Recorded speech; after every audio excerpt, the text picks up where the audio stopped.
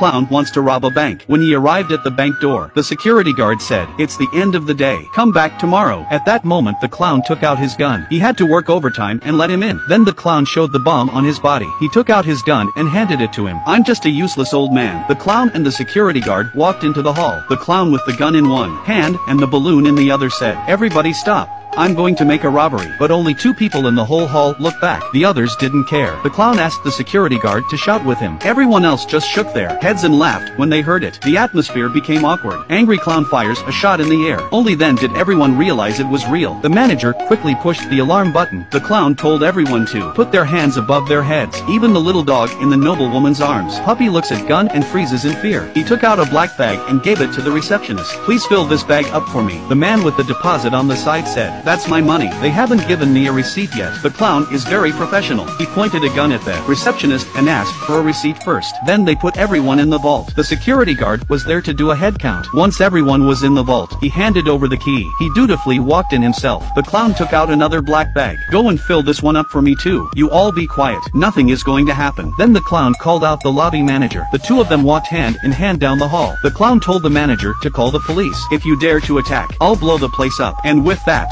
he flashed the bomb he was carrying. By this time, the snipers outside were in position. Hearing that someone was going to rob the bank, the street was filled with people. Vendors are also speeding to get a good position to make a fortune. And look at the hostages in the vault. There were people playing with electronic devices, some picking their feet, some recording their last words, some are silent prayers, some chewing gum, some crying with grief. Bored clowns in the hall, shooting at the camera several times, but he's a terrible shot, out of bullets, and he still misses. So he pulls out the security guard's revolver. One shot smashed the camera. That's when the captain called, asking what the shots were about. The clown said, "The security camera was staring at me. I taught him a lesson. I need a bus with a full tank of gas now, a motorbike, a monster truck, 2 helicopters. You meet one of my conditions. I will release a hostage. First helicopter in position." The Joker goes to the vault and picks a hostage. That's when Mike, who had started crying with grief, he took his gloves and started vomiting again. Little did he know that he had eaten dumplings stuffed with leeks for lunch. In this confined environment, the taste was super amazing. The clown in the spirit of democracy, he asked everyone to vote on who would get out first. Everyone pointed to Mike, and then Mike was let out. He was on the ground and continued to vomit. Then the bus and motorbike were in place. When the Joker went to pick another hostage, the bank manager came up and said, "The Joker goes to the bank to rob it." All the hostages were locked up in the vault. The bank manager walks up and says, "I'll give you this watch for free worth 12,000 if you can get me out of here." The clown says, "I'm a clean man. I never take bribes from people. How about this? I'll auction off your watch. The starting bid is 300. After he had called out 300 3 times and no one responded. So the clown bought the watch for 300. He was still a gentleman. Gave the bank manager a digital watch he bought for $2. Then he picked out the hostages. At this point Mary started to scold the Joker. "You're wearing makeup and carrying a gun. Ugly as a bank robber. You don't look like a man." The Joker got angry and flashed the bomb on his body. The crowd rushed to say, "Send Mary out. We all want to live a little longer." Then a man and a woman were released. The curly-haired man and Mary. The captain went up to them and asked what was going on. Mary remained silent. The curly-haired man was incoherent and couldn't get to the point. Mary wiped off the paint behind the curly-haired man's ear when the captain wasn't looking. The captain saw that there was nothing to ask, so he let them go. Then the monster truck arrived. The captain called again, but there was no answer. The camera goes to the street. The 3 men are gathered together. They're about to celebrate with champagne. It turns out that the curly-haired man is the Joker. Mary is the Joker's girlfriend. Mike is a friend of the Joker's. Mary and Mike had infiltrated the bank in advance. The 3 of them used their hostage status to escape. At this point, the Joker called the captain on the street phone, said the monster truck was too ugly, not his type, asking for a different one. Otherwise the hostages would not be released. This was clearly an attempt to stall for time. As he was about to hang up the phone, Mike accidentally honks his horn. The captain instantly felt something was wrong. You don't hear a horn that loud inside a bank. So the order was given to storm the bank. Inside the lobby, all that was left was the clown's balloon on the ceiling. The 3 of them felt that the situation was not good. They had to drive to the airport, but they didn't have a map and didn't know the area. They got lost on their way. They had to ask someone who was taking down road signs on the side. "We are also migrant workers. We don't know the streets in your area." It was hard to see a man with a map, but the man was also a robber. He asked the clown to take out all the money at gunpoint. Only $4 were found in his wallet. The clown said, "I have a watch worth 12,000. If you let us go, I'll give you this watch." The robber said, "How can a man like you with only $4 in your pocket, and you can afford to wear a watch worth 12,000? Do you think I am a child?"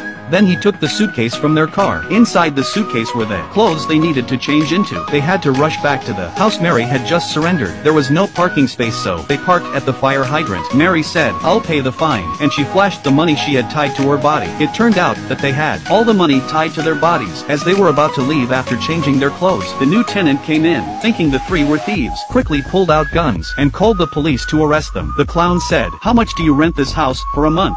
"I rented it for $1,200 before," the tenant said. "Then why are we at $2,600? Instantly feel that life is full of deception. He didn't care if they were thieves or not. At that moment, there was a fire on the opposite floor. Sudden fire upstairs. The car was in the way of a fire hydrant. Firefighters had to break the window to move the car. But the car was on a big uphill slope. Then it slid down the slope into a ravine. The captain of the police station finally realized the three hostages in front of him were the robbers. The car was gone. The three of them had to take a taxi. Hard to find a taxi. Not only did they not speak the language, the driver was also red and green blind, all the way to the red light as if it was green. This scared the hell out of Mike. "At this rate we won't get to the airport. Mike get to heaven first." He opened the door and jumped out of the car, but there was too much inertia. He couldn't stop for long, crashed directly into a roadside newsagent, then passed out. A large crowd gathered around him. The shopkeeper called the police. Mary the clown fears the police will find her, took Mike and ran away, and accidentally ends up in a gangster's den. The punks pulled out their guns, asking them what was going on. The clever clown thought to himself, "If we say we've got the wrong door, we might get killed. We're here to collect a debt." Little did he know that the punks really did owe the mobster money. He asked why the beast wasn't here to collect the debt this time. The clown said the beast was in a bad mood today. "He just threw my brother out of the car." The beast said, "If you don't pay the money today, he'll throw you all off the car." The young scoundrel was instantly cowed. He handed over $6,000 in arrears. The three of them left with the money. They planned to take a bus to the airport, but the driver was very stubborn. "You must use change to get on the bus. No change will be allowed on the bus." The clown has no choice but to change his money. The supermarket was full of policemen. Then the real beast came to collect the debt. Hearing that the money had been taken away, he pulled out the punk and beat him up. The punk saw the clown coming out. The clown quickly ran to the bus. The beast also rushed to catch up with him. The police saw the beast chasing the bus, thought he was a fugitive. They went up and arrested him, but they didn't know it was the wanted man they were after. Then the three of them took the bus to the airport. Just before they arrived at the plane, then the captain came up with a gun. Joker and Mike thought they were done for. They put their hands up in surrender, but the man in front of them stood up. He stood up and put his girl in front of him. It turned out that he was the gangster who had collected the debt. When he heard that the beast had been caught, he had to get on a plane and run away. He didn't expect the police captain to come. He thought he was here to arrest him. He pushed his girlfriend out. The captain didn't dare to shoot him. The gangster rode right up on him. Joker and Mike saw him and rushed to his aid. After a scuffle, the captain's gun fell on the toilet door. Just as the gangster was about to pick up his gun, Mary came out of the toilet. The door opened and knocked the gangster unconscious. Then the gangster was arrested. Since the Joker and his men had changed their clothes, the captain didn't recognize them. He praised them as good citizens and registered their names. When the plane took off, the sheriff only realized the names registered were the names of the clowns who robbed the bank. But it was nice to catch a gangster. The money he made in one day, enough to rob the Joker and his gang for a week. And from then on,